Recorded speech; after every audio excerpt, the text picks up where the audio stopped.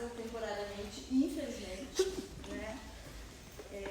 Hoje ele vem falar sobre projetar floresta, negociar cidades por vir, né?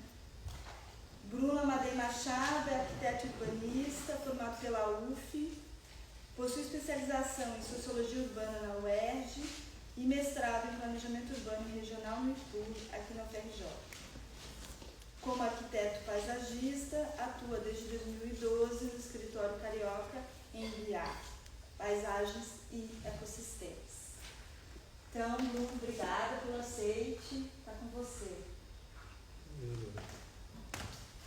Obrigado, Ezana, também, pelo convite, a oportunidade de sistematizar algumas ideias, elaborar um pouco melhor e transmitir também. Acho que a oportunidade é boa.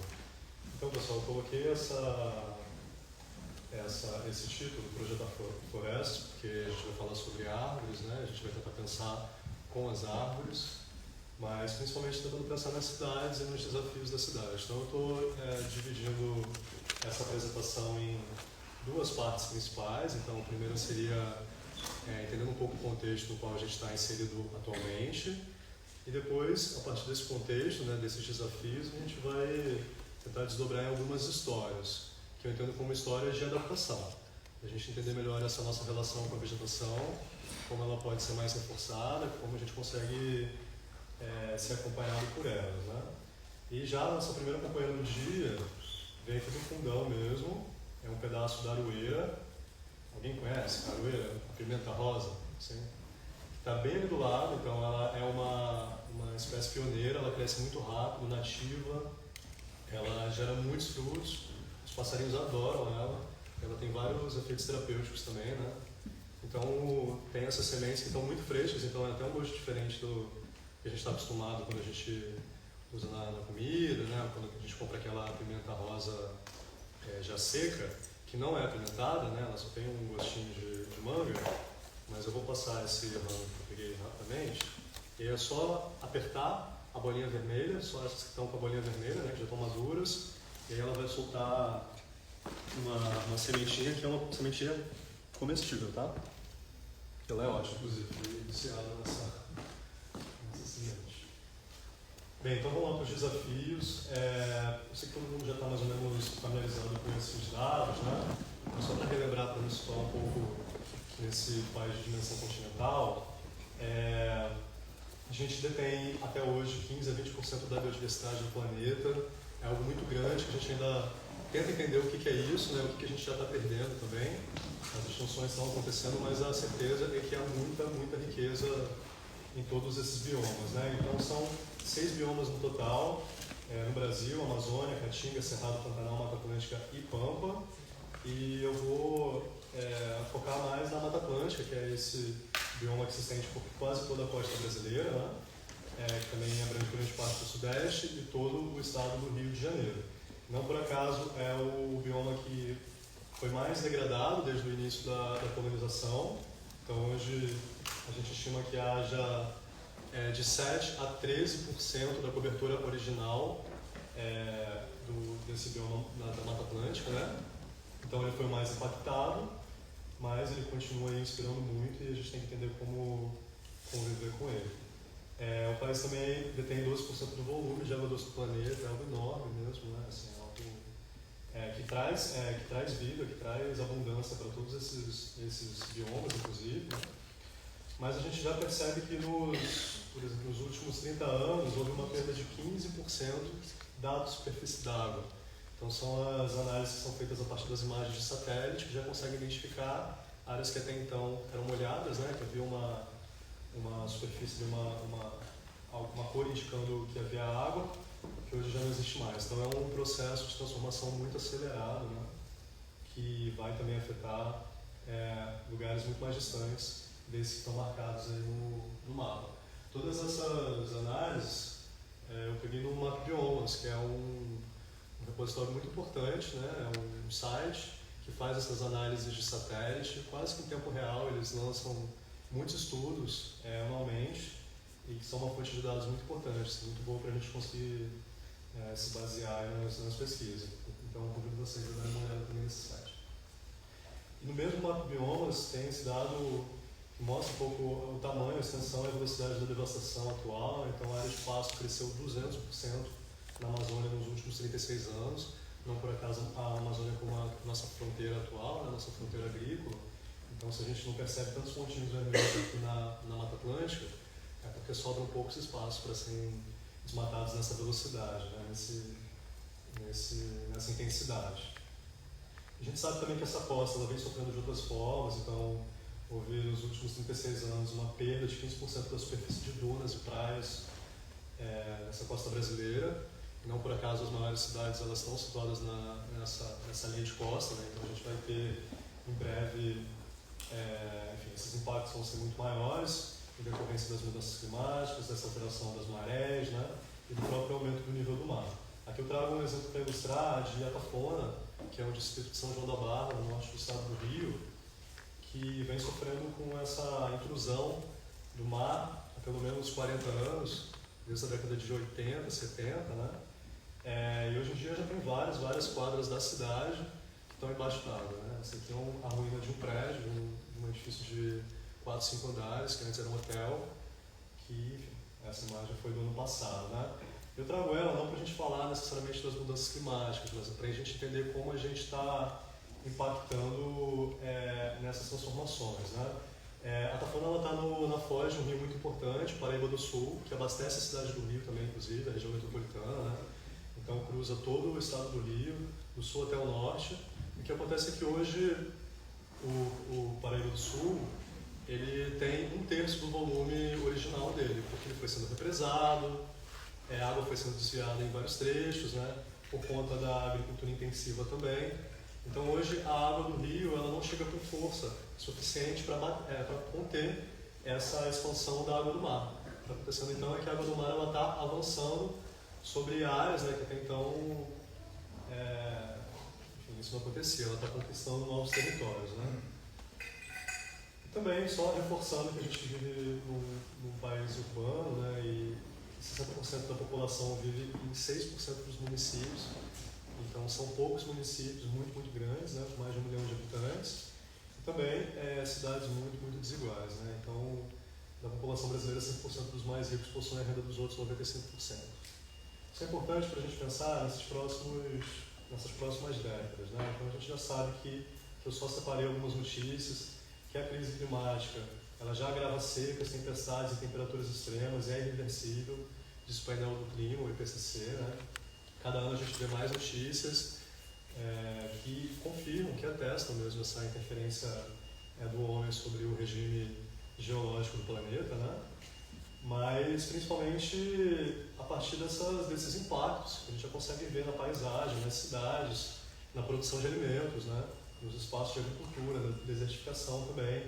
Que são só algumas imagens que eu sempre vou atualizando essa apresentação, colocando algumas outras para as aulas de projeto paisagístico, né? E a cada semestre tem alguma imagem impactante nova. Então essa foi do deslizamento em Angra dos Reis, em abril de 2022, não tem muito tempo, né? Praticamente um ano.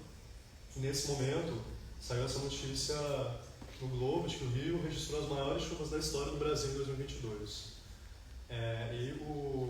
Eles entrevistam o Marcelo Cellucci, que é um meteorologista, coordenador geral de operações e modelagem do Centro Nacional de Monitoramento e Alerta de Desastres Naturais, e ele classificou naquele momento o Rio de Janeiro como um laboratório de mudanças climáticas. O volume de água caiu naquela região em um dia, em 2 dias, corresponde a metade do que era previsto por um ano inteiro. Então, assim, é uma intensidade muito forte, difícil de ser prevista, né? E difícil também de não gerar estragos. Então, as transformações são muitas, mas elas não devem nos servir para nos engessar, na verdade, pelo contrário, né? A gente realmente precisa agir, precisa pensar e repensar a forma como a gente vem produzindo cidade, principalmente, é o que nos compete aqui, né? Mas ela nos convida também a pensar em novas palavras, em novos conceitos, novas informações que vão fazer parte da nossa rotina e que podem talvez nos ajudar, né? Então eu trago esse trechinho da Isabel Stangers, que faz um exercício muito legal, de nomear. De dar nome àquilo que a gente sente, àquilo que a gente observa, àquilo que a gente vê. E ela diz que nomear não é dizer a verdade, sem atribuir aquilo que se nomeia o poder de nos fazer sentir e pensar o que o nome suscita. Então a gente não está falando necessariamente de um significado, de algo que está escrito no dicionário, mas o que aquela palavra, né, ela gera em nós. E uma dessas palavras, claro, é o clima, né, climático, que vem ganhando uma importância muito grande. Então hoje a gente já tem várias derivações do clima. Então a gente tem mudança climática, risco climático, crise, emergência, negacionismo. Não acontece só com vacina, né? Acontece também com aqueles que negam mesmo essas transformações, principalmente a influência humana nessas transformações. Ansiedade já é uma patologia, né? Greve como uma resposta, então um ativismo que parte dessa condição climática para pensar o que pode ser feito. E a lente climática como uma lente que deveria ser colocada sobre tudo que a gente está fazendo e projetando também, né? E delas, de todas elas, acho que eu reforço mais a emergência, porque eu gosto muito dessa palavra. O Bruno Latour, ele também aproveita muito essa palavra, né?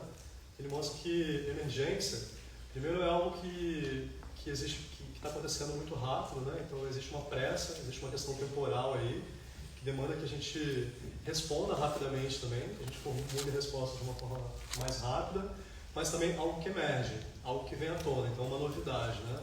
A gente não está falando só de uma crise, de um ponto específico ali que está definindo o antes e o depois, mas algo que está emergindo na velocidade, existe também uma resposta e que talvez vai continuar acontecendo, né? E outra palavra e as várias derivações que a gente tem dela é o antropoceno. Então, esse período marcado pelas transformações do homem, né? As transformações geológicas da Terra. Então, o ser humano alterando o regime climático, o regime da chuva, né? O regime do solo, e deixando a sua marca mesmo nesse tempo mais lento, que é o tempo do planeta. E essa é uma palavra relativamente nova, né? Ela surgiu ali num artigo dos anos 2000, e ela já gerou muitos desdobramentos, muitos autores trabalharam em cima dela, então é importante a gente ter ela ali como um norte. E também problematizar, né? O antropoceno vem dessa ideia da era do ser humano, mas que ser humano é esse? A gente consegue colocar todos os seres humanos, né? Todos os homens em uma mesma caixa? Será que o impacto gerado por um habitante do sul global, por uma etnia indígena, é o mesmo de um habitante do norte, né, que consome muito, que emite muito carbono, né, que libera muito gás de efeito estufa na atmosfera? Não, é importante também entender essas nuances, né? E tem várias delas, várias marcações que colocam no centro o capitalismo, então esse regime de exploração, né, de acumulação. O plantation também, então esse regime de monocultura, de plantation, que foi aquilo que marcou também a colonização das Américas, né, que é um regime danoso para a terra, mas também para o conjunto de seres viventes, também para os humanos, né.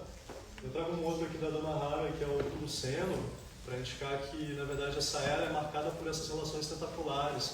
Elas são muitas, e a gente não pode colocar também o ponto ali, o eixo central, tanto do problema como das respostas no ser humano, mas, na verdade, todas essas relações que são engendradas pela ação humana, né, e que muitas vezes escapam da agência humana.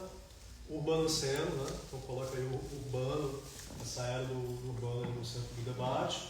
O negroceno, que é uma palavra mais recente, que eu li recentemente no livro do Malcolm Ferdinand, que está discutindo uma ecologia decolonial, que fala também dessa relação com a terra, né? Que tem muito a ver com as questões raciais, né? Que tem a ver também com o plantation não por acaso, com o capitalismo, né? E por último, com um caminho, uma chave positiva, inclusive para entender o antropoceno, a Natasha Myers, ela vem falando do plantropoceno. Então ela junta na mesma palavra o antropo, né, o ser humano, o seno, essa era, mas também a planta, né, o plano. Então entender como que a resposta, talvez, ela deveria passar também por essa matéria vegetal, por essa inteligência vegetal milenar também, né, ancestral, que as plantas trazem de adaptação e de resiliência principalmente. Então o Bruno Latour, ele nos convoca a entender que nossa única saída está em descobrirmos juntos qual o território habitável e com quem a gente pode compartilhar. Então não necessariamente novos territórios, mas aqueles onde a gente está já hoje em dia e quem já está neles, né, como a gente pode fomentar essas relações, essas companhias vantajosas.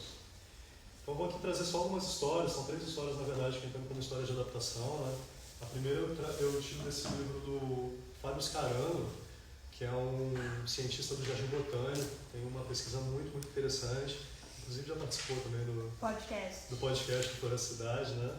E que escreveu esse livro Regenerante de Gaia, colocando essa palavra regeneração ali no centro do debate, entendendo o que a gente precisa fazer, o que a gente precisa fomentar a partir de agora é regeneração, né? Não é só reparar aquilo que foi feito, mas trazer um saldo, um impacto positivo, ou seja, fertilizar mais, trazer mais vitalidade, estabelecer relações melhores, né?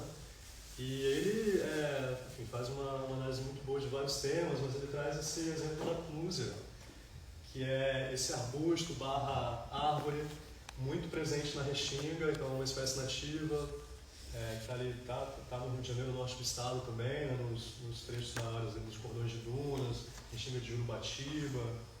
Alguém já deve, com certeza vocês já viram, porque ela também é muito ornamental, é usada na cidade, nos jardins, né?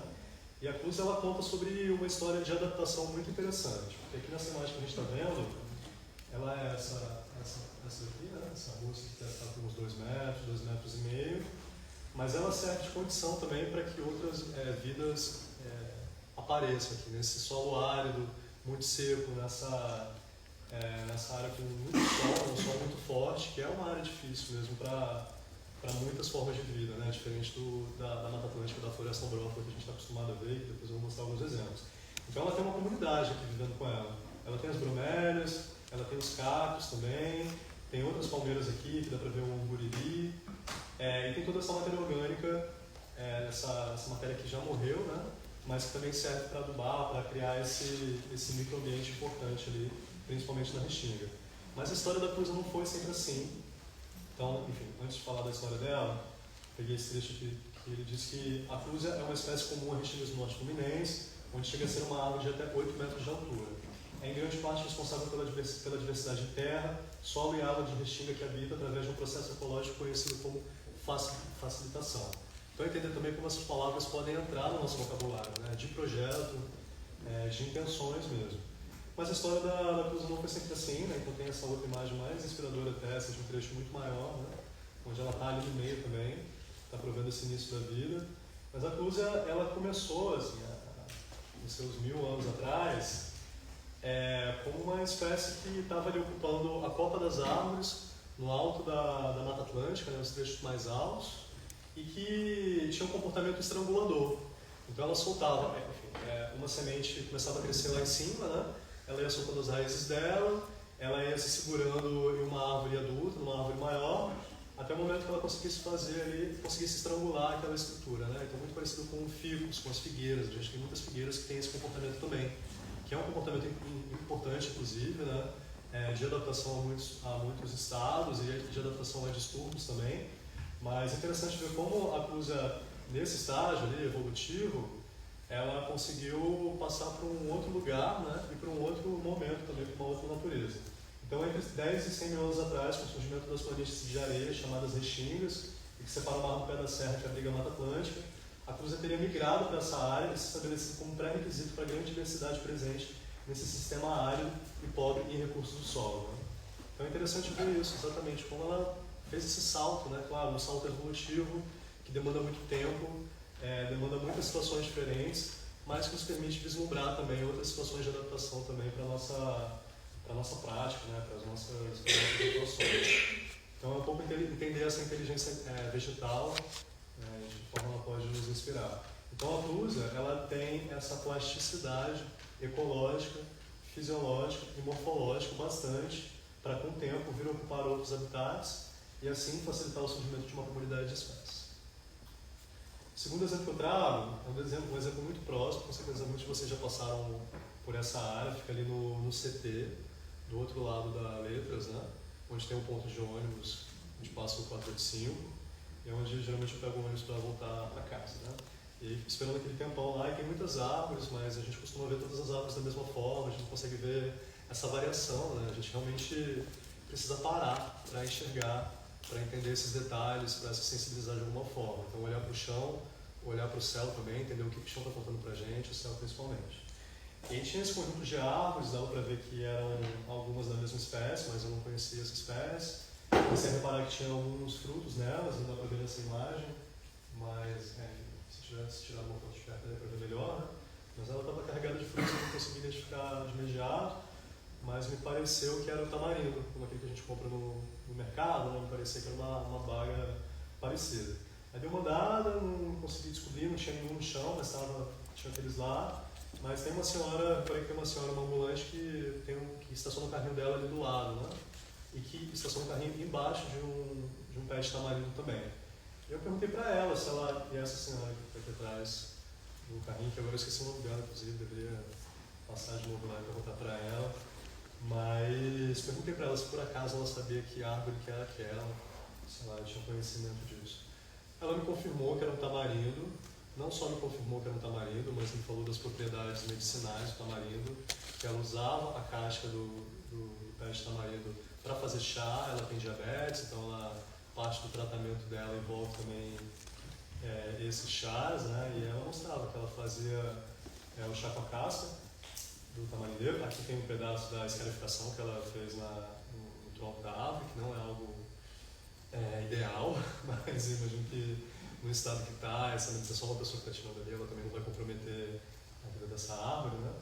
Mas além disso, não só do tamarindo, ela falou também dos jamelões que estão ali do lado, que estão ali perto, que ela também usa a folha do jamelão para fazer o chá dela. Então ela mistura o tamarindo com o jamelão e faz o chá.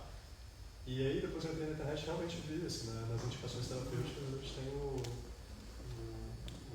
tanto o tamarindo quanto o jamelão para tratamento de diabetes, né? Então entender um pouco como essas pessoas se relacionam com essas plantas, né? Desde a casa delas, desde os ambientes de trabalho, como se a gente for atrás, a gente vai encontrar histórias que são histórias de adaptação, né? Mas principalmente histórias de companhia, de relação com essas espécies, né? E além disso, ela me contou também que muitas pessoas, no momento ali que o tamarindo frutifica, muitas pessoas vêm para a Ilha do Fundão para fazer essa coleta do tamarindo. Assim, ela diz no fim de semana que às vezes desce um grupo ali de 5 pessoas com sacolas que passam por toda aquela área para catar tamarindo. Então, quem imaginaria, né? No fim de semana, pessoas que não frequentam o Fundão vêm para cá justamente para estabelecer essa relação com essas plantas. E a terceira história, pensando também como uma história de conflito, de desvio, mas também de adaptação de alguma forma, que nos indica interesses, né, e vontades de cultivar principalmente, são esses dois casos que eu trago a partir do Parque do Flamengo. Então todo mundo conhece o Parque do Flamengo a partir do projeto do Roberto Burle Marx, né, década de 50 e 60. É um projeto tombado, então a princípio ele não pode ser alterado, né? E faz todo sentido também que ele seja preservado, inclusive as espécies, inclusive o conjunto de espécies, de desenho ali que foi pensado pelo Burle Marx, e todas as espécies que ele introduziu, inclusive, no paisagismo brasileiro, né? Tanto exóticos como espécies nativas também que não eram utilizadas nesse paisagismo. A gente tem toda essa camada, mas a gente também tem uma camada de desvios, uma camada talvez mais recente, que vem acontecendo e que vem acontecendo por intermédio dos visitantes, dos frequentadores do parque, né? E aqui eu trago esse exemplo do que vem sendo chamado de A Fazenda, ou a Bananeira Carioca, que é um pomar, e do lado de uma das quadras do Parque do Flamengo, vem sendo mantido pelos frequentadores de uma dessas quadras, em especial um deles, que é o Tião, vou mostrar depois, ele vai aparecer aqui, que decidiu um dia trazer umas mudas que tinha na casa dele, na janela do apartamento dele, decidiu levar ele para aquele trecho do parque, que era um grande gramado, sem sombra, fornecia o que eles precisavam, principalmente na hora do jogo, no fim de semana, né? E começou a fazer um plantio mais ou menos organizado, com um espaçamento ali regular, e com muitas espécies frutíferas, espécies que não foram pensadas no projeto original do parque, né? Então, hoje em dia, essa é uma imagem já com algumas das mudas que eles plantaram nos últimos 4 anos. Essa aqui é a bananeira, que produz cachos o ano inteiro, que faz também essa sombra, né, que as pessoas estão ali aproveitando embaixo também. E também tem um mamoeiro enorme, que já está ali nos 10 metros de altura, que já chegou a gerar 20 mamões de uma só vez, que é usado nos Os preparos também, eles fazem umas comidas salgadas com mamão verde, porque ninguém espera o mamão amadurecer também. Acho que a ansiedade é grande, né?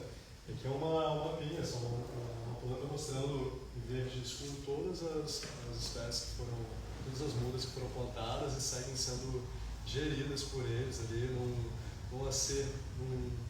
numa negociação também que acontece, né? Com a manutenção, uma certa tolerância, imagino. Mas hoje em dia são 32 mudas e 18 espécies diferentes, entre peixe e várias frutíferas, né, que já estão produzindo inclusive, e de pessoas, de outros visitantes que passam, olham, reparam, param, conversam, se interessam e levam outras mudas.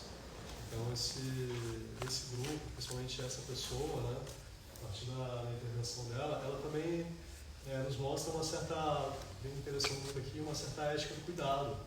Então entender como esse cuidado ele pode não necessariamente passar por uma norma, né, não necessariamente passar por algumas certezas, mas ele é muito situado, ele é sempre muito parcial também, né?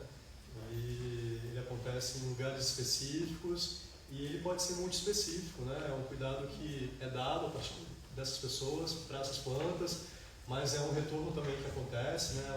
Uma situação de satisfação e principalmente uma vontade de plantar, uma vontade de ver essa vida florescendo.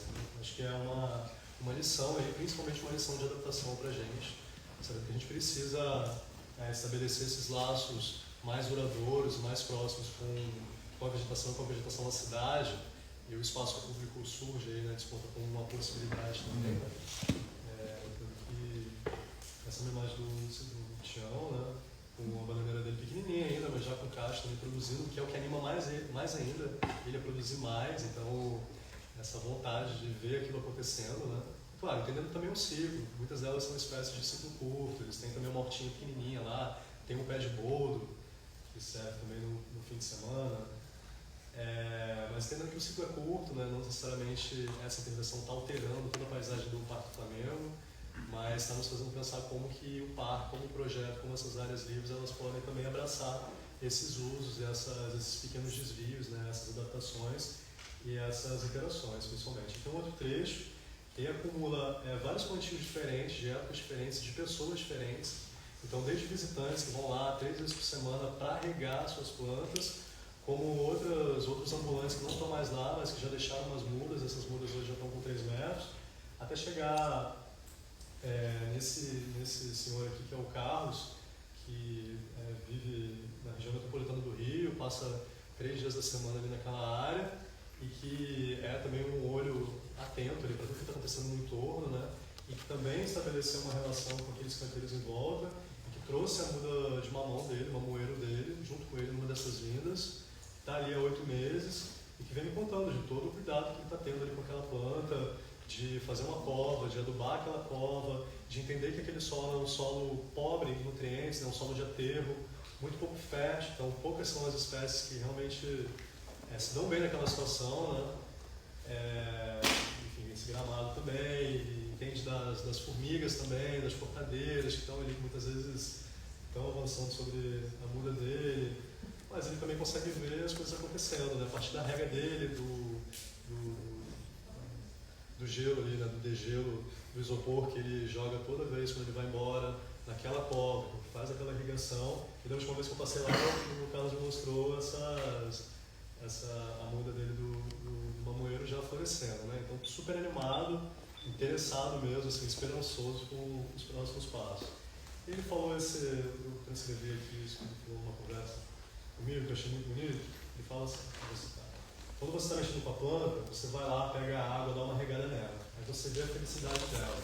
Começa a se abrir todinha. Parece que agradecendo aquilo que você fez por ela. E eu fico feliz. Isso é como uma lavagem cerebral, acho que ele usou essa palavra, mas dá para entender um pouco que não é bem a lavagem cerebral que a gente usaria aqui, né? Mas ela afeta ele de alguma forma. Então isso é como uma lavagem cerebral para nós, porque a gente vai se sentir feliz de ver aquela planta se abrindo, agradecendo. Vai dormir tranquilo. Que coisa linda, que espetáculo que ela fez para mim. Toca até o coração da gente, né? Então acho que tem muito a ver com esse cuidado mesmo, assim, de receber, mas de dar algo em troca. Não necessariamente esperar por algo, às vezes as coisas não acontecem da forma como a gente gostaria, muitas vezes o sacrifício precisa acontecer também, mas é muito o que está acontecendo ali naquela relação, né? Isso para falar que, para trazer a Natasha Mestre na nossa conversa também, quando ela disse que o mundo já é incrivelmente encantado.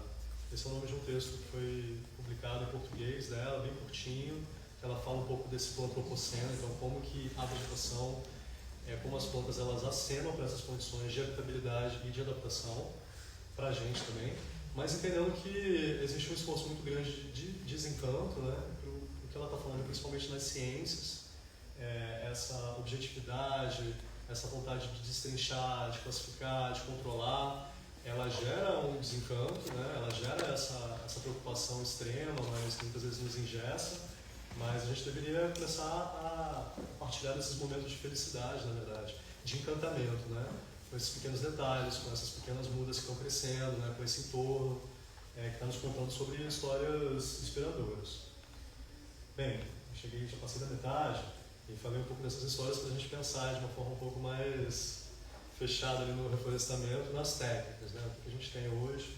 Não vou esgotar esse tema também, acho que tem muitas entradas, e também eu estou falando a partir da arquitetura da paisagem, então a gente tem que entender que são conversas que têm que ser estabelecidas entre diferentes disciplinas, né?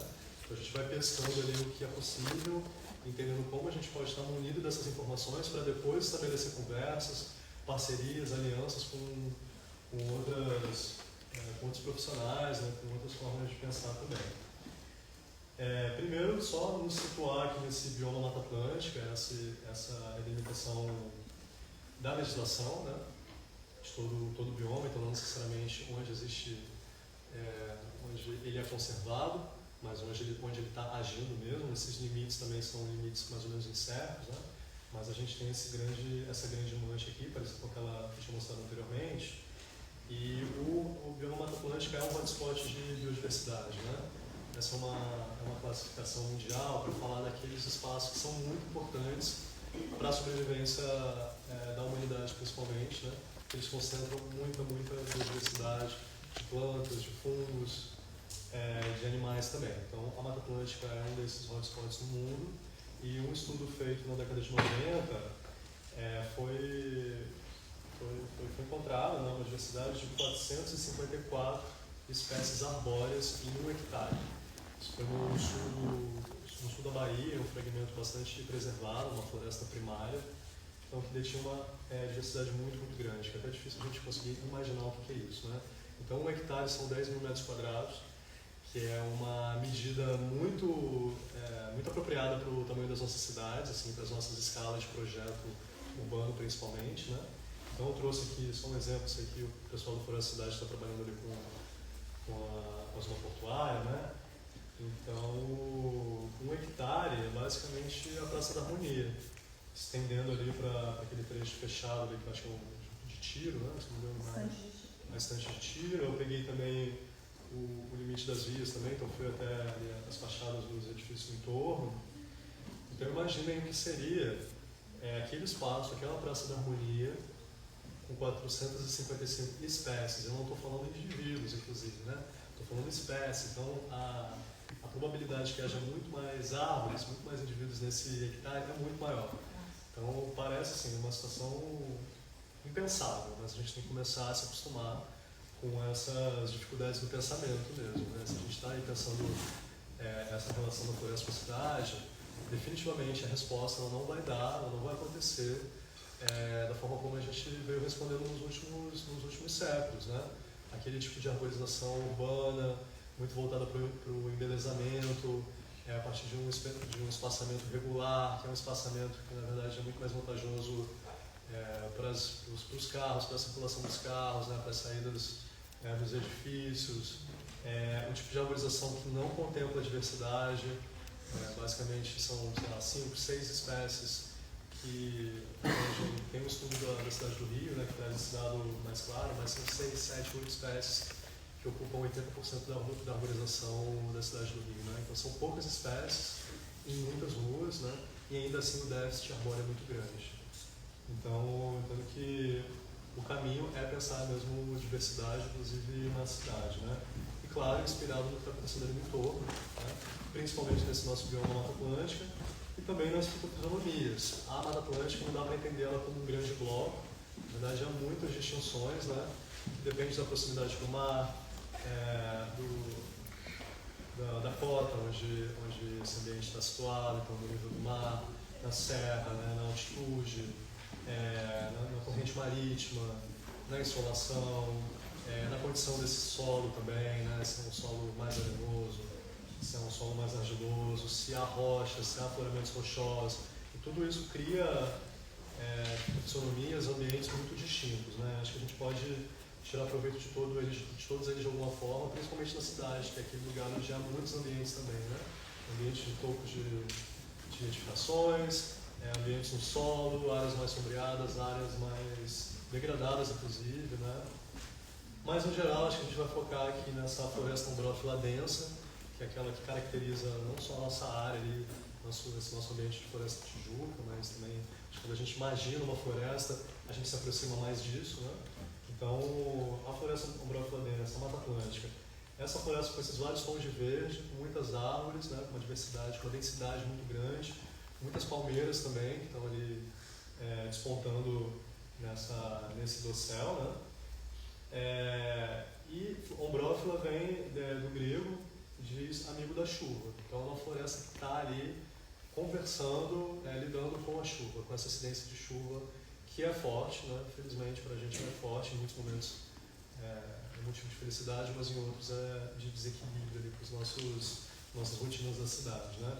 Mas a gente tem que conviver com isso mesmo, mais que a intensidade aumente e a variação aí das chuvas, os períodos de chuva seja mais difícil de prever, a chuva ela continua presente, né? Ela continua caracterizando a vegetação que está se adaptando aqui no ambiente.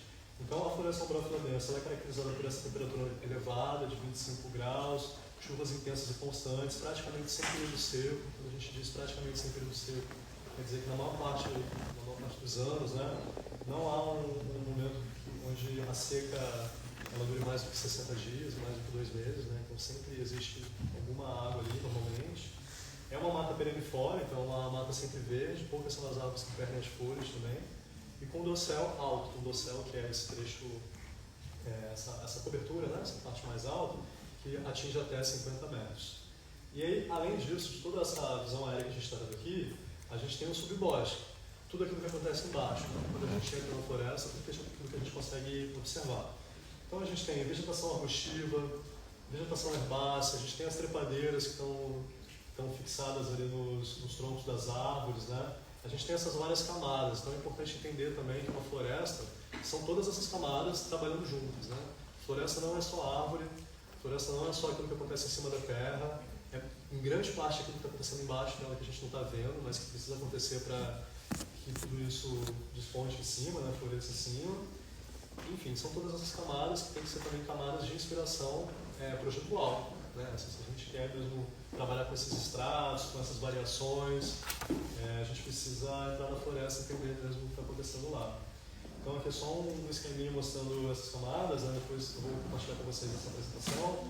A gente tem o dossel, o subbosque, o estrato arbustivo e herbáceo, né?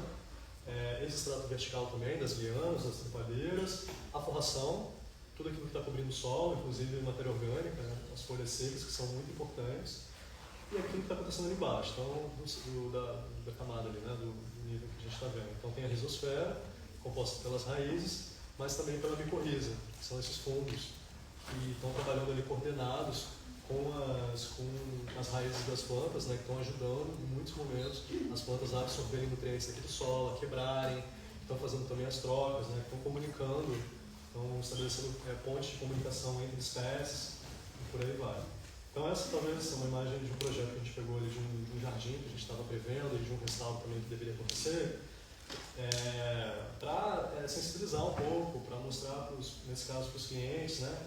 A gente está falando de estratos diferentes, de uma variação muito grande, não necessariamente a gente está falando de flores, de cores muito fortes, mas é entender essa variação dos verdes, o que tem de enriquecedor e de interessante ali para ser pensado em projeto, né? Então, eu trago essa imagem porque eu entendo também que a forma como a gente representa a floresta, a vegetação dos nossos projetos, ela importa. Ela pode ser uma representação que já nos comunica uma diversidade, ou pode ser uma representação que nos comunica uma certa monocultura, uma pouca variação de espécies, que é algo que eu entendo que a gente não deveria estar perseguindo nos nossos projetos, né? Então, representação de paisagismo, na arquitetura também, ela importa, né? Depende com quem a gente quer se comunicar e o que a gente quer falar também, que história que a gente está querendo contar, né? Então, a história de diversidade passa também por a diversidade na representação. E essa compreensão, gente, principalmente na floresta, né? A gente se baseia ali nos pressupostos que criaram os estudos sobre as sociedades humanas principalmente, né? Colocando uns contra os outros, estabelecendo a guerra entre os indivíduos, né? Entre as nações principalmente, e muito disso também é pensado para as ciências naturais. Mas a gente está entendendo cada vez mais que ao invés de pensar as competições, né? Ao invés de pensar aqueles parasitas ou aqueles estrangulamentos que acontecem de fato na floresta, a gente deveria pensar nas colaborações, né? Então, tudo aquilo que está acontecendo ali em cooperação, espécies que estão se ajudando e por isso estão crescendo mais rápido, estão mais fortes, né? Estão menos suscetíveis a pragas, né? Enfim, a outros problemas que também são importantes ali na renovação da floresta, mas é tentar deslocar um pouco esse eixo aí do pensamento para valorizar, para entender a cooperação, né? Espécies próximas, espécies se ajudando, elas têm uma capacidade de adaptação também muito maior. Então aqui são alguns exemplos de cooperação. Então aqui a gente tem as bromélias lá no topo das árvores maiores, né? Que estão naquele dossel mais alto, então justamente ali pegando essa incidência maior de luz, um espaço mais seguro também, um espaço onde as aves estão se aproximando, né? Que permite esse fluxo gênico, que as sementes sejam levadas para outros lugares, né? Então, entender um pouco isso que está acontecendo. Nesse caso aqui, uma ribeira mata-pau, também assim, é muito inspirador e entender que todas essas relações elas se estabelecem no tempo, né? E aqui, possivelmente, foi uma ave, pousou ali naquela palmeira, levou uma semente, né? Nessa figueira, essa figueira começou a se desenvolver, ela está vivendo ali do substrato que está lá em cima, né? Da umidade, daquele ambiente que está sendo proporcionado ali no topo da árvore, que está começando a lançar não só as suas raízes, mas também os seus galhos para baixo, né? Está se adaptando ali na forma daquela palmeira. E aí se distanciar um pouco dessa ideia arborescente, vertical, de uma espécie que está ali vivendo por conta própria, né? Está só absorvendo o que ela precisa do solo, da luz também, fazendo a sua fotossíntese, mas que não está estabelecendo, não está se comunicando com as demais, né? Na verdade, não. Na verdade, a imagem da floresta ela está muito mais próxima de uma estrutura rizomática, que está se conectando, que está se desenvolvendo na superfície, né? E em superfícies muito largas. Então, há vários estudos já mostrando isso. Tem esse trabalho de uma canadense, Suzanne Simard, que foi atrás mesmo, foi entendendo essas relações. Ela viu que as árvores de uma floresta, elas estavam se comunicando entre si, elas estavam trocando informações, estavam trocando nutrientes, espécies que estavam precisando de ajuda, estavam recebendo nutrientes de outras árvores que já estavam num momento senil, já estavam prestes a morrer, né? Tudo também a partir desses micro-organismos, mas entender que a floresta é essa horizontalidade, né? Não só aquilo que desponta ali para cima, mas aquilo que está acontecendo lá embaixo. Isso tudo importa na medida que a gente precisa mesmo enriquecer esse solo. Então, pensar floresta é pensar no solo no primeiro momento. Né? Não dá só para plantar uma árvore e esperar ali que ela cresça. Ela pode crescer, se ela conseguir se adaptar àquela situação, ela vai crescer.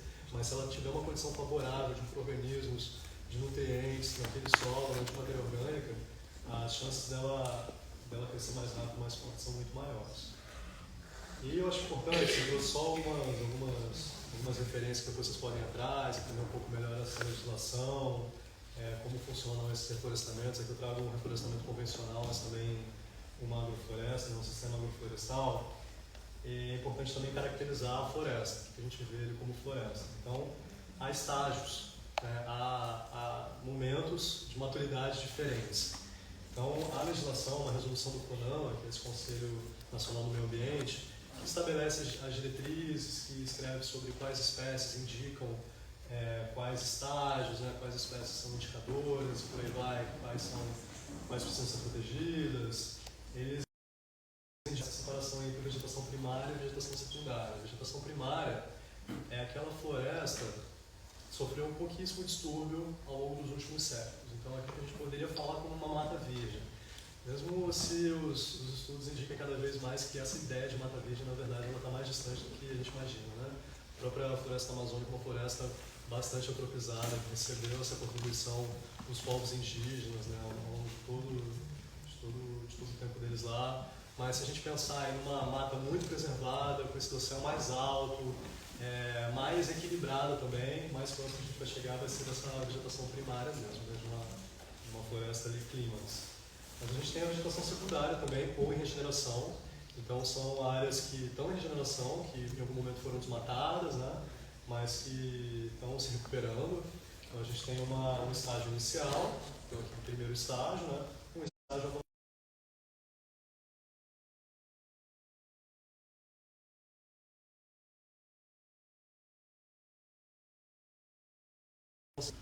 E além, assim, se aprofundar e entender como fazer esse cálculo, engenheiros florestais que fazem isso vão fazer isso muito melhor que a gente, mas entender essas variações, né, entender que há essas diferenças.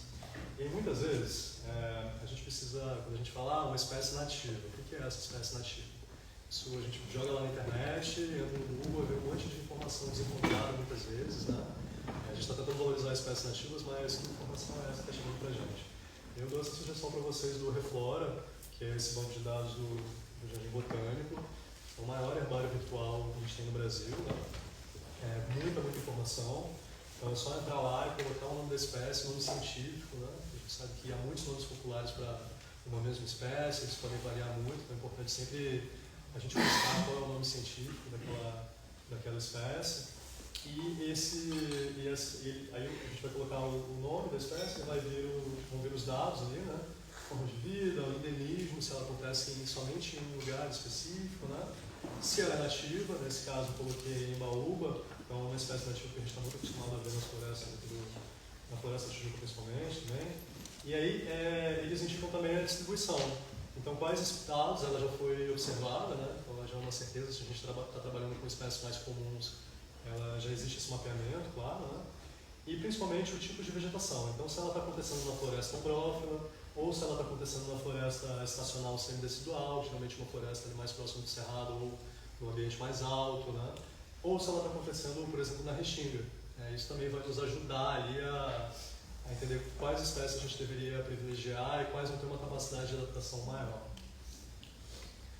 De guias também, tem essa coleção do Lorenzi, Árvores Brasileiras, que é muito boa, saiu mesmo de Bíblia, e acho que tem muita informação importante que está nela, dos usos dessas árvores, mas também da propagação, das sementes, né? Onde elas estão distribuídas também, claro que não é algo tão específico como o que a gente vê aqui nesse herbário, mas vale a pena, tem essa informação na internet, vocês vão conseguir encontrar, né? Tem também nas bibliotecas, então é uma fonte de dados importante, bastante confiável. E que eu mostro para vocês uns esqueminhas para entender um pouco dessas dinâmicas de reflorestamento, né? O que a gente pode priorizar, como a gente pode fazer. Então, nesse caso, a gente tem um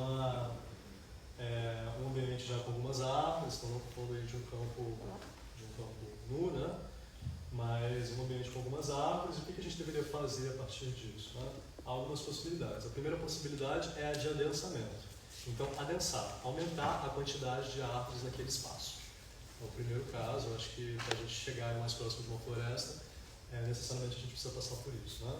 Isso tudo, gente, pode ser uma regeneração natural, por exemplo, a gente pode deixar a floresta se recompor. Em muitos casos ela acontece, em muitos casos é a situação mais barata. Em outros casos, que a gente quer que seja mais rápido, né, a gente quer realmente fomentar, a gente quer entender aquilo acontecendo, aí sim a gente vai fazer um reflorestamento, que é o caso da cidade principalmente, né?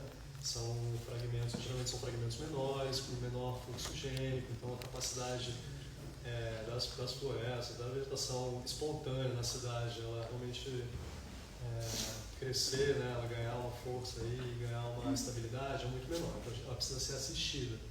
A gente precisa ajudar, né? A gente precisa realmente reflorestar, principalmente quando a gente está passando na cidade. Então, primeiro seria adensamento, mas não só adensamento, é importante a gente pensar no enriquecimento também. Então, não é só a quantidade de árvores, mas a diversidade. Quais novas espécies a gente está trazendo, né? Então, quais são as espécies existentes e quais novas espécies a gente pode trazer. Entendo que não é adensamento ou enriquecimento, é adensamento com enriquecimento, né? é pensar de que forma isso pode estar ali trabalhando junto. A gente tem também, trouxe aqui, acho que são exemplos mais pontuais, mas são interessantes, entender que há também plantios em ilhas. Quando a gente tem um trecho muito grande, muito desmatado, essas ilhas elas podem servir como núcleos. Esses núcleos eles podem gerar diversidade, eles podem se expandir. Então é uma forma de pensar mesmo, né? É uma forma muito que cabe também nas estratégias dos paisagistas, dos arquitetos que estão pensando na cidade, né? Acho que dá para pensar em estratégias diferentes, articuladas com ambientes diferentes, inclusive com áreas livres, né? Com espaços públicos diferentes, de dimensões diferentes, né? Então essa estratégia de nucleação de ilhas também é algo válido em muitos casos, né? Vale a pena vocês olharem um pouco melhor na internet, verem quais são as características, né? Onde é mais interessante. E a gente também tem os corredores ecológicos ou corredores verdes, que é uma palavra que a gente está bastante familiarizado, né? Principalmente quando a gente pensa regeneração na cidade, a gente vem pensando muito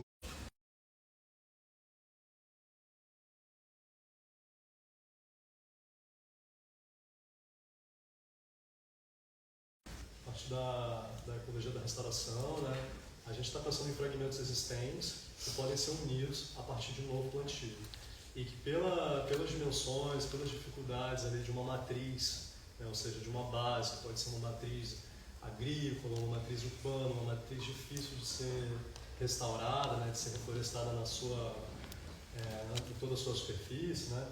A gente pensa a partir dessas linhas, né? Desses pontos de contato, dessas comunicações entre os fragmentos existentes. Então isso serve muito bem à cidade também, quando a gente pensa no viário, nas vias arteriais, estruturantes que já estão ali, onde há espaço para se fazer um plantio, nesse caso um plantio de diversidade, né? Espaços que vão servir também para a fauna, então para os pequenos mamíferos, que vão tornar essas travessias mais seguras, né? Seja desde a copa, seja desde o chão, mas principalmente tornando esse ambiente mais seguro, né? Então, o corredor ecológico também traz essa possibilidade.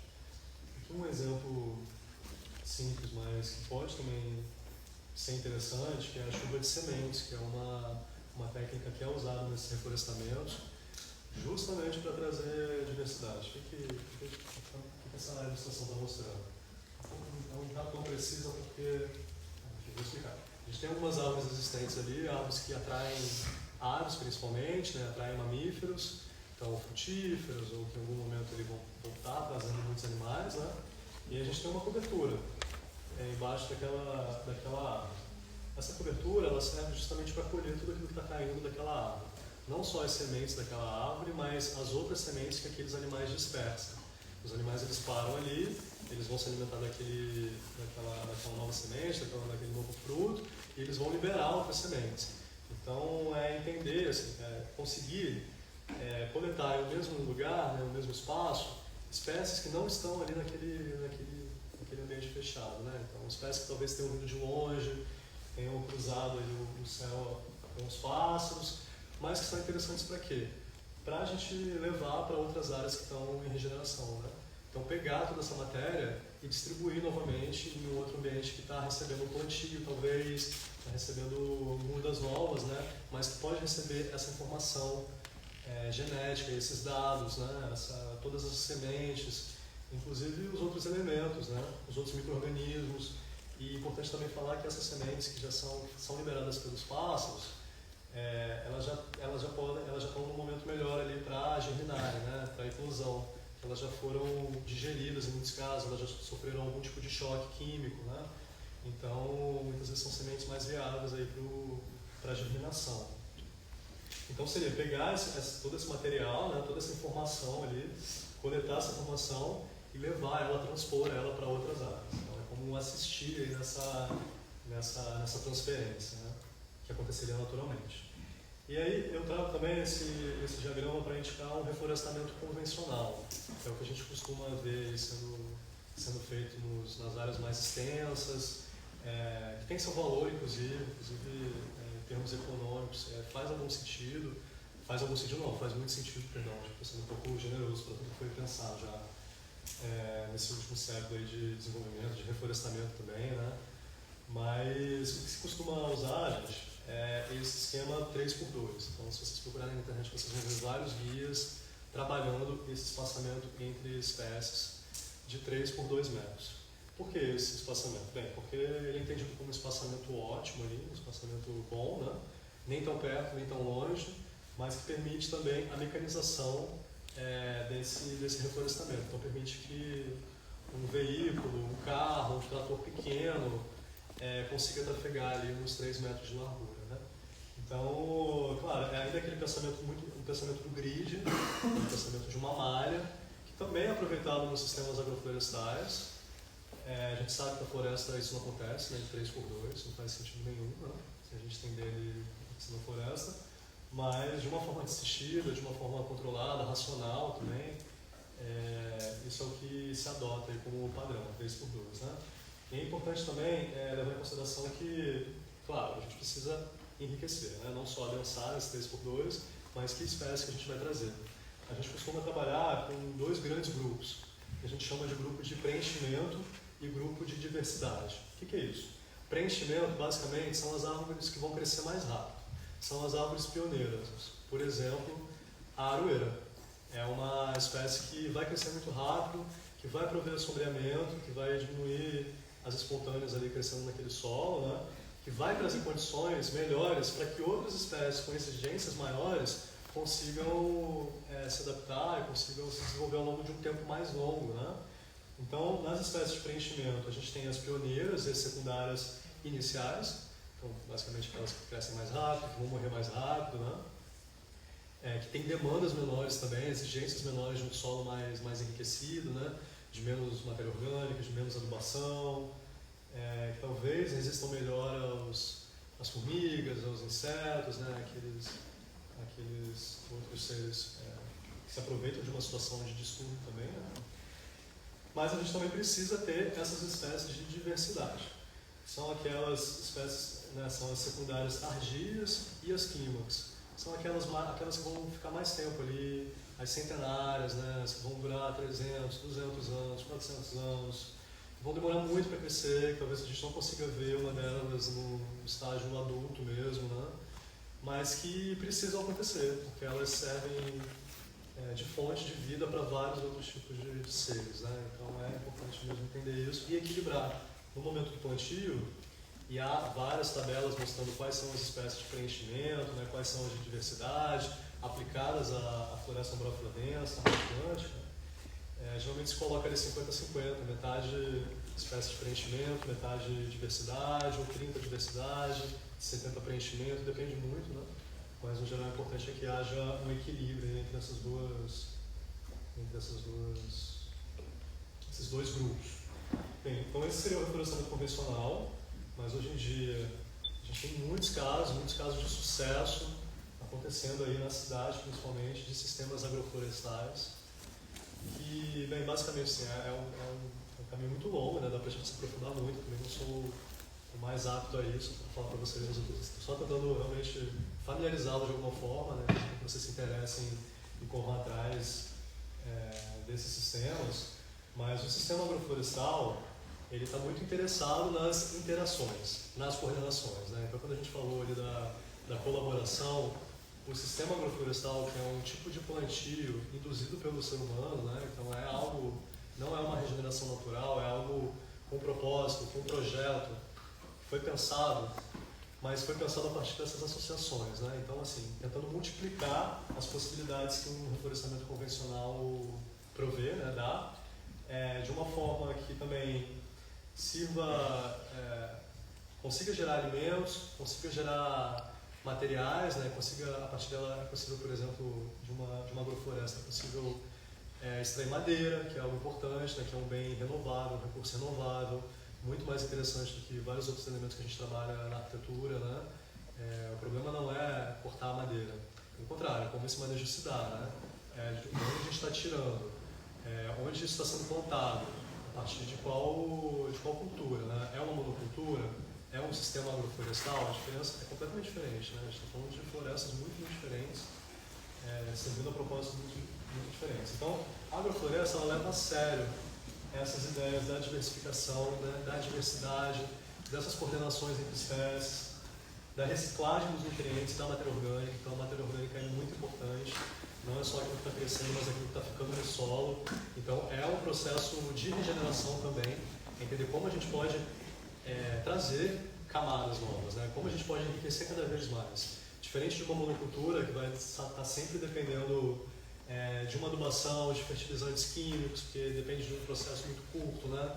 Basicamente uma bomba de nutrientes que vão ser danosos ali para a água, para o lençol freático, para aquelas relações também que são relações importantes, né? Diferente desse tipo de cultivo, a agrofloresta está pensando somas, né? Sempre somando, sempre tendo interações, sempre aumentando as interações dos fungos, das bactérias, da matéria orgânica e por aí vai. E também, principalmente, acho que isso é importante, né? Entender que o sistema agroflorestal está preocupado com a regulação biótica. Então, a regulação é esse equilíbrio entre os seres vivos, né? Entender que os parasitas, eles acontecem, eles não vão deixar de acontecer, eles vão estar presentes, mas eles precisam estar equilibrados. Eles não deveriam estar destruindo todo o plantio, né? Se eles estão competindo de uma forma muito desigual com aquela vegetação, isso indica algo, existe um desequilíbrio. Então a intenção do sistema agroflorestal é também tentar chegar nesses equilíbrios, e claro, sem o uso de agrotóxicos, né? Isso acho que já está subentendido, mas é importante marcar também, mas a partir de defensivos naturais, né? E a partir dessas capacidades das plantas de se autorregularem, chegarem ali no estágio mais próximo de um clímax, né? De uma floresta primária, tal como aquela que é indicada ali na resolução do CONAMA. Onde a gente tem agrofloresta? A gente tem muitos exemplos de sistemas agroflorestais. A agrofloresta é um deles, né? Eles podem se adequar a vários tamanhos, a vários espaços diferentes, a vários estratos também, várias produções, inclusive biomas. Hoje em dia a gente tem sistemas agroflorestais adaptados, já aprimorados, pensados para o cerrado, para a floresta amazônica, para a Mata Atlântica também, né? Então cada caso é um caso e demanda muito estudo, mas já há muitos estudos feitos já, assim, muitas ideias legais. Mas trazendo aqui o exemplo da UFRJ, a gente tem o projeto Muda, né? A gente tem vários grupos de agroecologia em rede aqui, inclusive no Fundão. Há algumas agroflorestas, né? Tem ali o Lava Pé, tem ali na frente da Letras também. É interessante passar por lá, entender como aquilo está sendo gerado, que manutenção é aquela. Vocês vão ver que não é uma manutenção tão regular como poderia ser, né? Claro que cada um está fazendo ali na medida do possível, mas há diversidade. Assim, fica claro quando a gente olha um espaço desses, assim, agroflorestal, que vem sendo levado pelos alunos, né? Geralmente pelos alunos, o projeto de extensão também, como a diversidade é muito maior do que a maior parte desses campos que a gente tem aqui na Ilha do Fundão, né? Então eles servem também de inspiração e para a gente entender que espécies são essas, que espécies já estão adaptadas, estão sendo usadas, estão sendo produzidas, né? Quais que já têm um uso produtivo mesmo ali nesses espaços. Tem aqui só uma outra imagem também. Então é interessante ver como esses estratos eles estão também sendo reproduzidos, né? Aquela ideia lá dos estratos arbustivo, herbáceo, arbóreo, né? Como, claro, de alguma forma, não de uma forma clímax, aquilo ali também está acontecendo e aquilo demanda também manejo, gestão, né? Uma floresta pensada a partir do homem, em colaboração com o ser humano, é uma floresta que é manejada, né? Não é simplesmente plantar e deixar por si só, mas sim manejar. Entender que muitas espécies elas gostam de ser podadas também, elas são estimuladas quando essa poda acontece, né? Que essa poda ela também pode acelerar esse processo de decomposição, então essa fertilização do solo, essa matéria orgânica que está sendo depositada ali, então o processo de poda no sistema agroflorestal é muito importante. Ele permite mesmo essa ciclagem de nutrientes, essa renovação do solo e o enriquecimento do solo, né? Sem esquecer que toda essa área é uma área de aterro. Então, assim como lá no Parque do Flamengo, aqui na Ilha do Fundão, a gente está trabalhando com uma situação de distúrbio muito grande, né? Que já sofreu uma alteração muito grande e que precisa ser retrabalhada, precisa ser realmente enriquecida. Então, vou trazer para fechar esse exemplo de um plantio agroflorestal que foi feito lá no escritório onde eu trabalho, em Biara, eu não estava à frente desse projeto na época, Mas é legal porque a gente tem algumas imagens aqui já mostrando o que estava acontecendo, né? Então, bem, a gente é um escritório de paisagismo, inclusive eu convido vocês depois a darem uma olhada no nosso material que tem no site, para inspirar também. Muito disso é pensado no dia a dia da prática, né, de escritório. Então existe uma correlação grande entre o que eu estou falando e o que a gente precisa aplicar no projeto. Mas a gente foi chamado por esses clientes que estavam começando a construir uma casa, né? Lá na Serra do Rio de Janeiro, Itaipava, uma área que está sendo bastante adensada, inclusive, né? É um destino aí, de segunda residência de muitas pessoas, numa área muito degradada. Eram basicamente grandes campos, né? De agricultura ou de pastoreio, que estão sofrendo essa transformação aí do uso do solo. E a gente foi chamado para pensar o paisagismo de uma maneira maior, geral mesmo, então entendendo não só aqui em torno da residência, mas também outros trechos, inclusive trechos de reflorestamento, né? Para os clientes, principalmente, era importante fechar um pouco essas visadas, porque o lote deles era estreito, então eles tinham essa demanda, que era uma demanda clara, e uma vontade de fazer com que aquela floresta crescesse muito rápido. E a gente entendeu que não era um trecho muito extenso, então dava para gastar mais recursos, já que era um espaço pequeno, né? Dava para gastar mais esforço na manutenção também. E foi feito em colaboração com o Felipe Fuchs, que é um engenheiro florestal, muito atento a esses sistemas agroflorestais. Foi pensado um consórcio ali para a criação mesmo dessa floresta, né? Então essa é a primeira imagem, como estava antes, então aqui dá para ver que era basicamente um descampado com algumas espécies, principalmente as frutíferas, ornamentais, né? Mas poucas, e essas outras árvores que já estavam ali, estavam presentes ali. Então esse seria mais ou menos um estágio inicial, um estágio primário ou secundário de regeneração. Tá? A primeira etapa foi a limpeza do terreno, então revirar essa terra, adubar também. No primeiro momento foi feita uma adubação e foi feita uma cobertura com capim seco. Nesse condomínio estava havendo uma manutenção, então havia uma oferta de capim muito grande e foi feita uma poda ali com a manutenção do condomínio para que a gente conseguisse pegar esse excedente de capim seco justamente para forrar esse solo. O solo exposto é um solo que vai perder nutrientes, que vai secar muito rápido, então que vai segurar pouca água. Isso é tudo muito importante. Então a gente precisa criar uma condição favorável, principalmente a partir da água, né, que é esse recurso finito, aí, um recurso escasso, principalmente nesses trechos onde não chove tanto quanto aqui embaixo, né? Lá o regime de chuvas é diferente. Então a importância também de fazer essa cobertura com capim seco. Aqui já é um exemplo, né? Estão fazendo essa cobertura e foram criados canteiros de 50 centímetros de largura e a cada canteiro havia um caminho de 40 centímetros. Então ainda pensando naquela ortogonalidade, né? Mas de uma forma muito mais densa do que aquele plantio convencional. Então, a gente está falando de espécies ali que estão a 1 metro de distância uma da outra, no máximo, né? E entendendo também que esses caminhos são caminhos feitos por uma pessoa, né? Então não são caminhos mecanizados, caminhos que exigem mesmo ali subida e descida, né? Mas que permitem ali um manejo, principalmente nesses primeiros meses. Então aqui já dava para ver as mudas que foram plantadas, então houve um plantio de mudas e também houve uma dispersão de sementes nesse lugar. Tudo isso para quê, gente? Para baratear também, né? Para entender que algumas espécies elas já vão vir num porte legal, num porte, né, um pouco mais desenvolvidas, mas outras elas vão precisar germinar também, que é um tempo também dos ciclos, né? Nem tudo precisa vir desde o início, entender essas coordenações que precisam acontecer ali entre as espécies. Então, nesse primeiro momento, foi feito um plantio que é chamado plantio de placenta, que é aquele plantio que vai servir mesmo de apoio, de alimentação para as outras espécies, então, principalmente plantios de ciclo curto, que vão nitrogenar esse solo, né, que vão fixar nitrogênio nesse solo. O nitrogênio é muito importante para muitas das espécies, e algumas dessas espécies de ciclo curto, como o girassol, o feijão, o milho, a crotalária, são espécies que se desenvolvem muito rápido e que vão trazer essa adubação imediata, né? Então, nesse caso, essas espécies elas nem foram plantadas para colheita, né? Por mais que os clientes, né, eles tenham colhido o milho, tenham usado o milho, mas a intenção inicial era gerar essa matéria orgânica, né? Fazer essa adubação verde.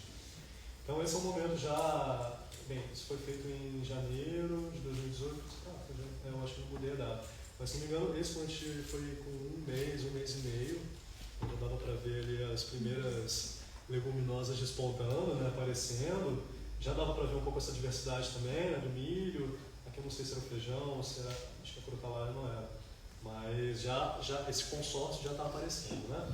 E à medida que ele vai aparecendo, a gente vê menos esse solo coberto com capim.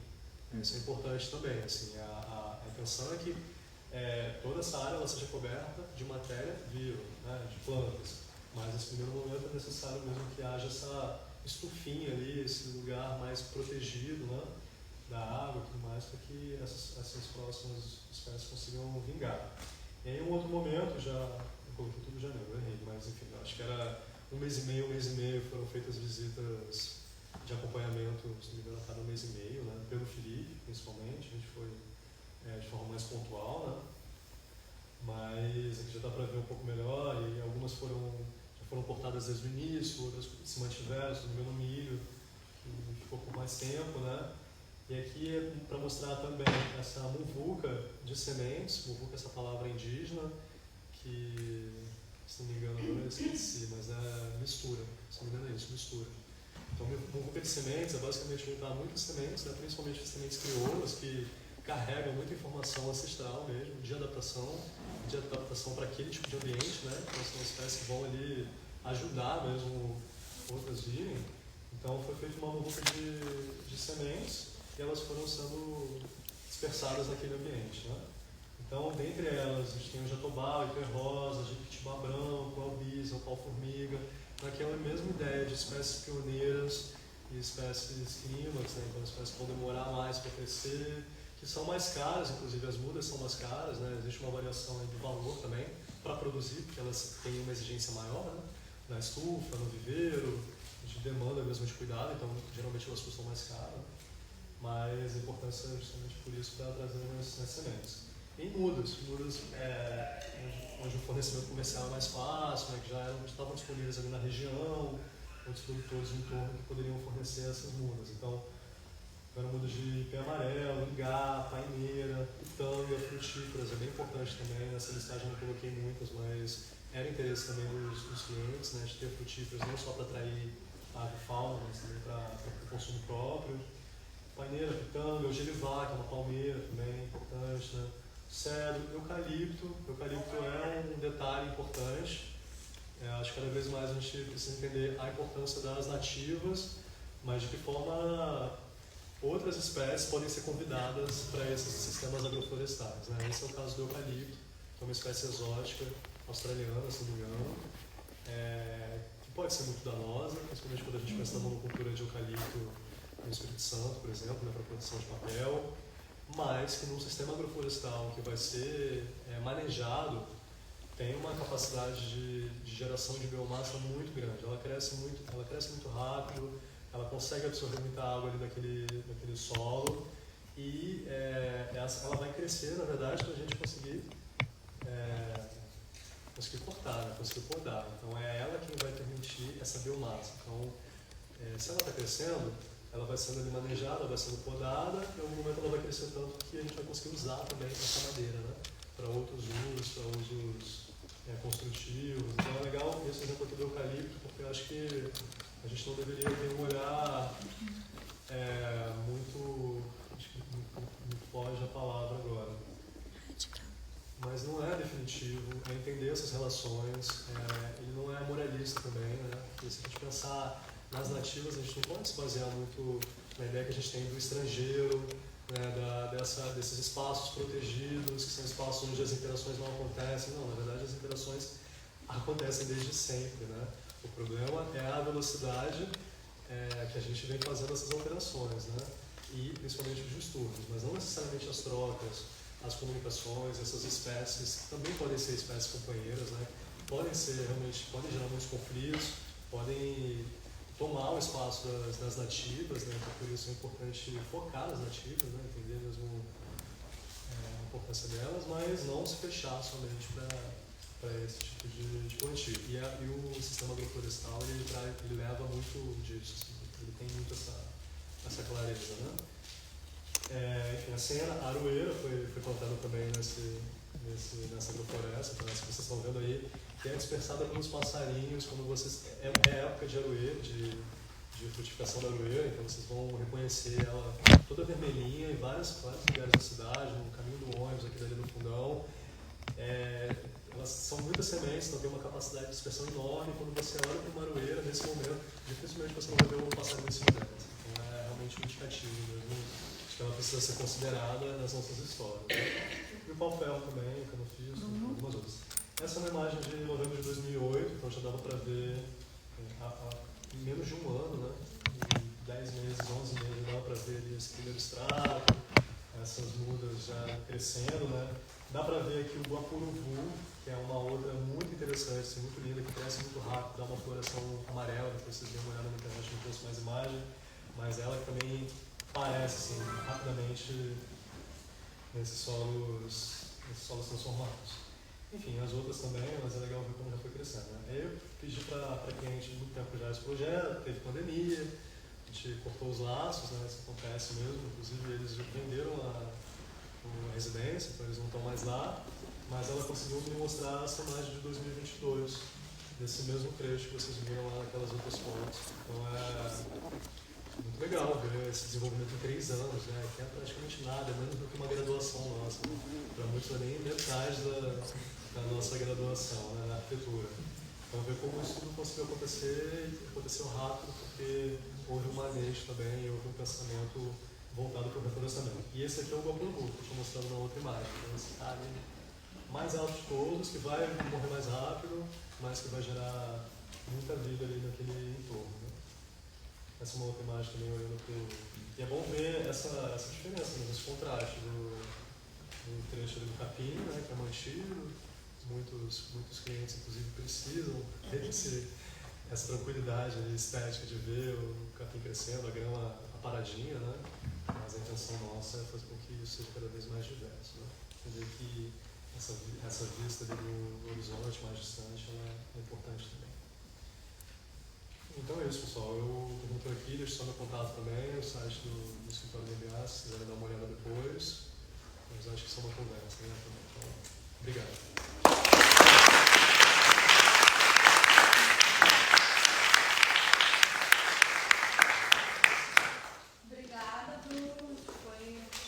Muito bacana para todos nós, né? Ouvir esse outro jeito de projetar, né? Pensar que a gente pode pensar a cidade, pensar a arquitetura a partir disso e não apenas pensar jardim, né? Como a gente tinha uma vez a ideia. Eu vou passar a palavra para vocês, né? Fazendo perguntas, comentários, enfim. E, se possível, a pessoa vir aqui na frente, porque a gente está gravando para o YouTube, está transmitindo no Instagram. Então, se vocês puderem vir aqui fazer a pergunta, ia ser mais legal, mas se tiver vergonha, muita vergonha, não dá. Então, só fala bem alto. Pode ser assim? E eu queria aproveitar que a gente ainda tem público, que daqui a pouco eu conheço, as pessoas vão começar a se movimentar, para divulgar a próxima palestra do Ateliê Floresta Cidade, que vai ser dia 23, a próxima, daqui 15 dias, terça-feira, nesse mesmo horário, nesse mesmo lugar, que a gente vai ter a honra de receber a Franci Baniwa, que é uma indígena do Alto Rio Negro, que está aqui com a família dela, o pai dela, que é um xamã importante. E ela acabou de lançar um livro, Pelas Selvagens, ciclo de estudos, que a editora Dantes, né, que está fazendo um trabalho enorme com as populações indígenas, e ela acabou de lançar o livro Umbigo do Mundo, e ela vem dar essa palestra para a gente. Então, seria muito bom encher o auditório, da mesma maneira que a gente enche para os professores europeus, com os nossos pensadores indígenas de alto nível, que vão vir até aqui falar conosco, né? Então, se vocês puderem já divulgarem, dar devida importância, eu agradeço. Quem gostaria de falar alguma coisa, pode levantar o braço. Lá. Tem lá, aqui. Não? Se a palestra no mesmo horário. Mesmo horário. Nesse mesmo lugar.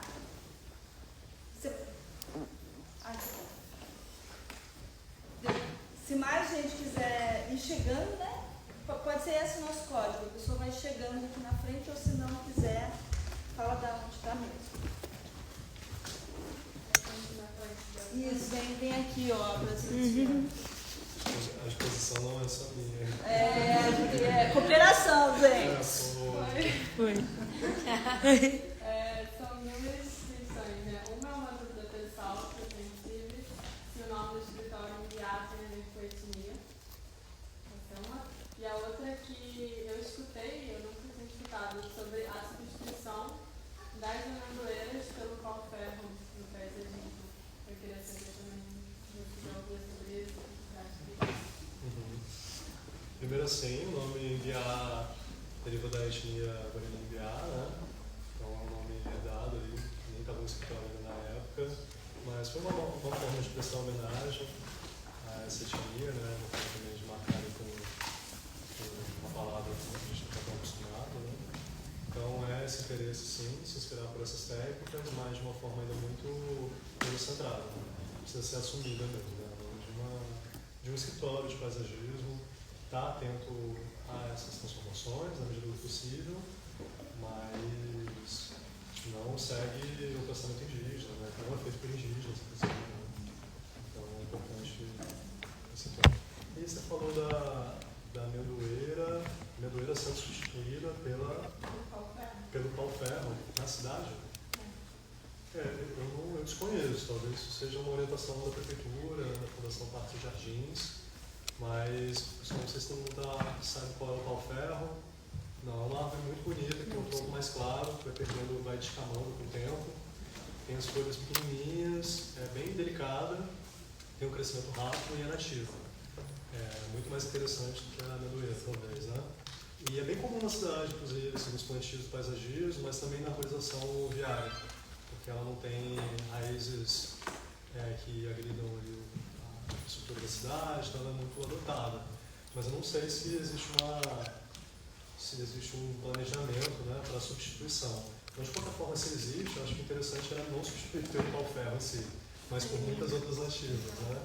Claro que existe um ganho aí, entender também que as espécies da cidade elas têm um ciclo de vida e geralmente o ciclo de vida delas é muito menor do que o ciclo na floresta, justamente porque elas estão quase sozinhas ali, né? Elas estão sendo colocadas em golas individuais, com todo o entorno pavimentado. Claro que isso também compromete o ciclo de vida delas, né? Não só tombarem mais cedo, mas também morrerem mais rápido. Então, na verdade, eu desconheço, assim, então eu vou procurar depois, mas de qualquer forma seria legal substituir gradativamente. Eu pensava na verdade, né? Não tinha pensado nisso. Porque o que eu vi não era questão de propósito, né? Porque no Dia Internacional da Mulher, o Instituto da Marques fez um evento com vários paisagistas, e aí foi levantado isso, que está se discutindo isso, né? Exatamente por isso, por não ter espécies que são tão. Não quero dar invasivas. Você entendeu? Sim, entendi. Mas a solução também não é essa, né? Pensar a variedade. Não, é pensar sempre a variedade. A gente sabe que o pau-ferro funciona, mas não é só o pau-ferro que funciona. Né? A gente tem muito mais. Obrigada.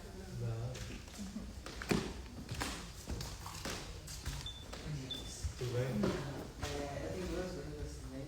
A primeira é se eu queria saber quais são os pontos e estratégias que você trouxe hoje que são comuns a outros biomas, não só brasileiros, mas biomas em geral. E a segunda seria quais são as limitações, não da implementação desse sistema, mas limitações trazidas pela própria cidade. Por exemplo, eu sei que tem uma tendência das cidades de não querer trazer árvores frutíferas para o paisagismo urbano. E eu sei que isso limita muito a esse processo. Né? ele usa muito as árvores frutíferas. Legal. Sobre o sistema, esse sistema não foi gestado, pensado para a Mata Atlântica. Acho que ele é muito mais geral, muito mais genérico. Ele está mais interessado nessas relações e de forma situada cada relação vai ser uma, né?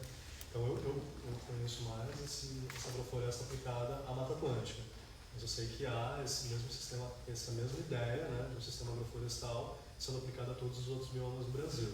Claro que no Cerrado vai ser diferente, né? A cobertura arbórea é outra, não existe a densidade de árvores como a gente está acostumado na Mata Atlântica, então eu imagino que não só as espécies vão mudar, mas talvez o espaçamento mude, enfim, em geral, né? Mas ele segue essas linhas maiores, né? Então acho que é um pouco por aí, assim, entender como ele se adapta a cada ambiente, não só no Brasil, né? Isso é algo que vem sendo pensado no mundo todo. E aí você falou também sobre as espécies. Quais são os limites desses sistemas para a cidade? Isso, né? Contornar esses limites. Basicamente, eu vou lidar com o prefeito chato. Insistindo, desviando, né? Insistindo. Porque acho que existe um esforço de convencimento nosso também, de mostrar que as coisas funcionam, que elas podem ser diferentes.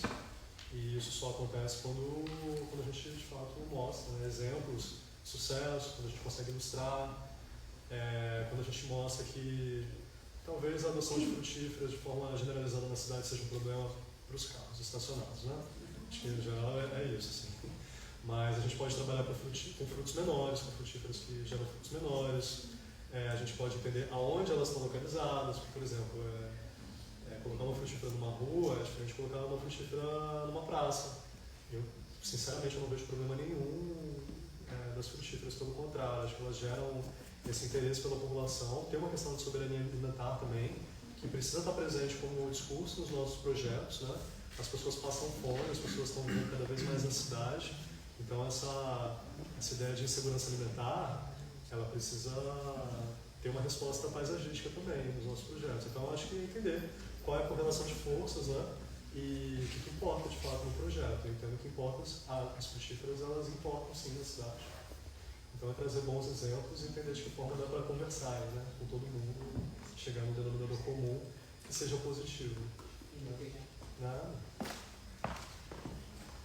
Eu tenho uma pergunta, seria sobre essas técnicas, né, essas diferentes técnicas do corredor verde ou do plantio em ilhas, se dependendo da ocasião tem espécies que reagem melhor a um tipo de abordagem ou outro. Se umas reagem melhor ao corredor, outras que são melhores para esse plantio em ilha. E a minha segunda pergunta seria sobre as agroflorestas, se esse nome agro, né, se necessariamente são florestas em que a gente plante leguminosas e frutíferas e essas coisas todas juntas, mas que necessariamente tem que ter essas plantas que de alguma forma retribuem para o homem, não para a floresta em si. Claro que para a floresta também, mas com essa visão para a gente poder. Excelente. Essa última pergunta não ficou clara aqui, eu acho importante mesmo falar sobre isso, né? Mas a agroecologia, que é algo maior do que a agrofloresta é um sistema agroecológico, né? Que pensa essas alturas, que pensa essas correlações. Mas a agroecologia, ela é entendida como um sistema produtivo. Então, nesse caso, a nossa intenção dessa agrofloresta não era necessariamente produzir, mas era buscar as interações que não só produzem, mas fazem com que a vegetação cresça rápido, né? Mas na maior parte das vezes, e é interessante também entender que a agrofloresta é para produção, para oferta de alimentos, né, para oferta de madeira. Então, a maior parte dos consórcios, dos regimes de consociação de espécies, né, que vem sendo pensados nesse caminho, de espécies que têm um valor econômico, né, ou produtivo mesmo, que vão poder reverter, inclusive tornar aquele plantio mais barato, aquela regeneração mais barata, né? Uma parte dela, de fato, pode ser como... E mais uma pergunta sobre essas agroflorestas, se elas se mantêm depois de um tempo de forma espontânea ou se você tem que ficar sempre renovando inovando, mesmo que de forma desenganável. Acho que pensar elas assim, sem o manejo é difícil, mas, claro, a intenção é que elas consigam ali chegar num estágio que dependa de pouquíssimo ou de nenhum manejo. Né? Mas acho que a partir do momento que não é mais manejado, talvez já não seja mais um sistema agroflorestal, né? Talvez foi no início, mas deixou de ser porque ele chegou ali no ponto que consegue trabalhar por conta própria, né?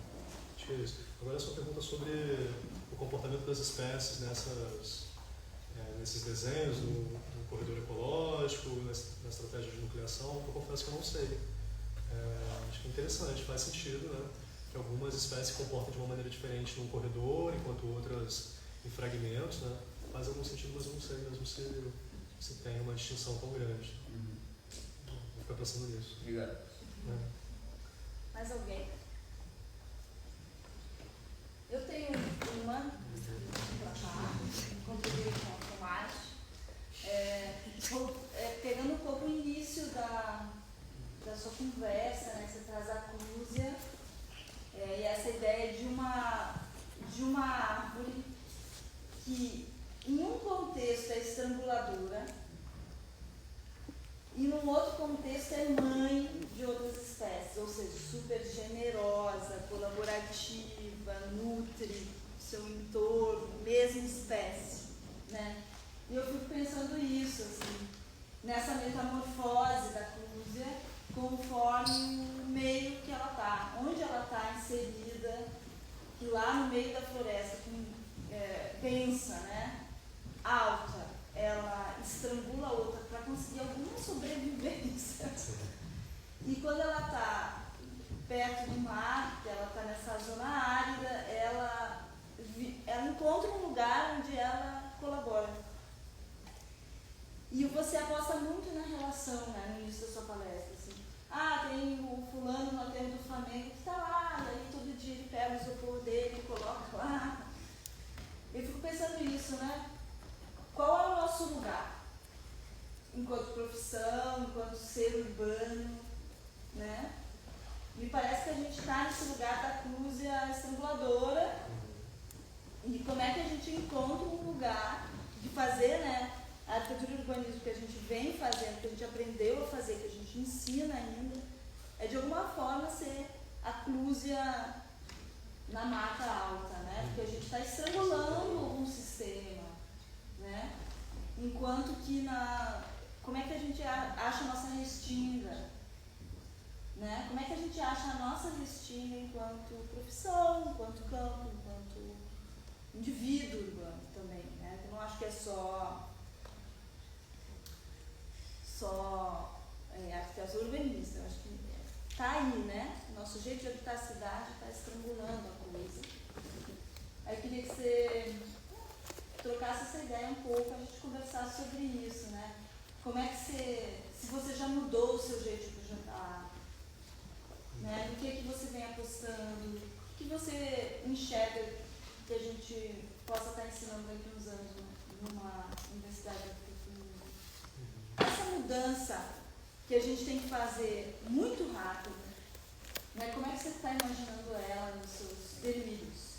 Não no possível. Eu gosto muito de trabalhar o delírio, né? Porque eu acho que a gente precisa avançar, no bom sentido, a metamorfose, o que a gente ainda não está fazendo, né? Aí, como é que você está vislumbrando esse nosso futuro?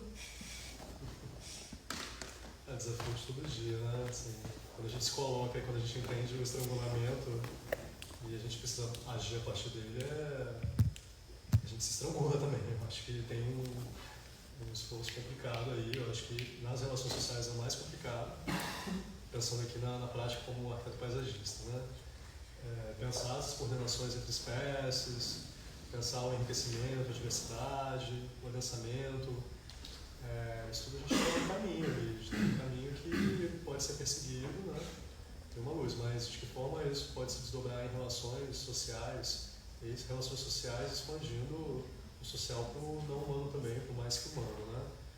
Mas as relações humano-humano, acho que é mais complicado na prática do dia a dia, né? Seja em sala de aula, seja em escritório. Mas eu também entendo cada vez mais que A gente tem que entender quais lutas merecem ser lutadas, né? E como a gente consegue realmente avançar e evoluir.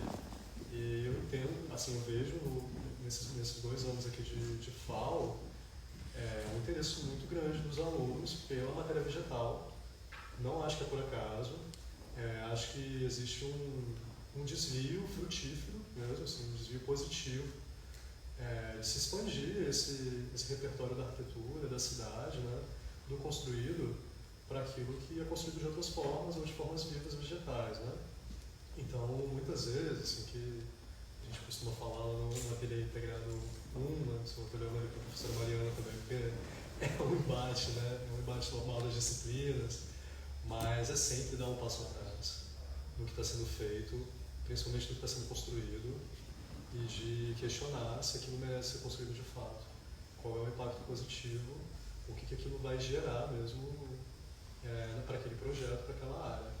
Porque às vezes a gente imagina, mas a nossa imaginação está muito atrelada a um certo paradigma, né?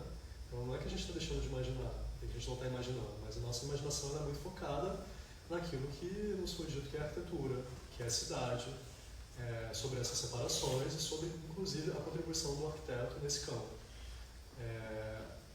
O entendimento que eu tenho cada vez mais, entendo que eu, de momento algum, eu não deixei de ser arquiteto, né? Assim, a minha formação foi a mesma que a de vocês, eu tive que cumprir as mesmas disciplinas, mas existe um interesse pessoal e existe um caminho ali de sair da arquitetura permanecendo dentro dela. Então, realmente de expandir, entender que as possibilidades da arquitetura são muito grandes, uma vez que a gente considera essas outras formas de se construir mesmo, de se pensar, né, de se desenhar. A gente está falando de desenho também, a gente está falando de projeto, estuda projeto, né, sobre outras bases, com outros impactos, mas eu acho que é um caminho assim, inevitável, e se a gente quer se manter interessante para o debate, para a discussão, a gente precisa expandir essas nossas frentes mesmo, nosso entendimento de arquitetura, né? A partir de outras formas de pensar a arquitetura. Eu acho que tem essa contribuição grande do pensamento ameríndio, afrocentrado também, mas essa importância da inteligência vegetal, da adaptação vegetal, né? Que pode estar nos nossos projetos de muitas formas. Ela pode ser uma biomimética, ela pode ser só uma inspiração, acho que não é suficiente tamanhos dos desafios, né? Mas ela pode ser uma negação da construção também, em muitos casos, né? Ela pode ser uma aposta num espaço multifuncional, espaços mais reduzidos, para que haja mais espaço para uma agrofloresta. Não tem como, se a gente constrói muito, a gente vai nos faltar espaços para outras formas de interação ali, né? Para outros solos permeáveis, né? Que é um grande ponto também da cidade. E de uma forma um pouco mais direta, aí, de drenagem, tudo isso implica trazer esse solo à tona, né? Mostrar o que está ali embaixo do pavimento do asfalto. Então a gente não consegue fazer isso sem realmente quebrar esse pavimento, sem quebrar esse asfalto, sem liberar esses espaços. Agora, de que forma a gente vai trazer vitalidade, de que forma a gente vai conseguir garantir as interações ali, humanas na cidade, né? Dinâmicas de bairro, porta a porta, olho no olho, com toda essa vegetação, eu acho possível, mas a gente tem que ir entendendo também de forma situada o projeto como agir, né? Mas o caminho, gente, com certeza, é apostar na matéria vegetal, assim. Porque é isso. É o desafio e a resposta está por aí mesmo. Foi? Maravilhoso. Tá bom? Mais alguém? Última chance. Não? Quer? Então, queria agradecer, Bruno, por essa manhã produtiva, agradecer cada um que veio pelo interesse.